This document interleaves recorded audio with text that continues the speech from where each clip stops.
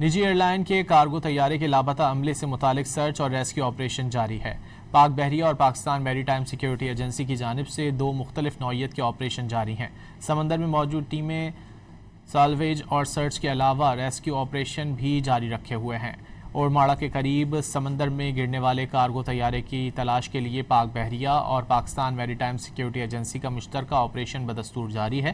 ذرائع کے مطابق سمندر میں موجود ٹیمیں بیک وقت سرچ، ریسکیو اور سالویج آپریشن انجام دے رہی ہیں۔ ذرائع کا کہنا ہے کہ گہرے سمندر سے اب تک ملنے والے ملبے کا زیادہ تر حصہ طیارے کے پچھلے حصے سے تعلق رکھتا ہے۔ کاکپٹ وائس ریکارڈر اور بلیک باکس کی تلاش کے لیے غوطہ خوروں نے آج بھی انتہائی گہرائی میں سرچ آپریشن جاری رکھا۔ ذرائع کے مطابق قوی امکان ہے کہ طیارے کا فیوز لاج، مرکزی ڈھانچہ، کیبن اور دیگر اہم حصے اب بھی سمندر کی تہہ میں موجود ہیں۔ ملبہ ایک جگہ اکٹھا ملنے کے امکانات کم ہیں، اسی لیے سرچ آپریشن وسیع علاقے میں جاری رکھا گیا ہے۔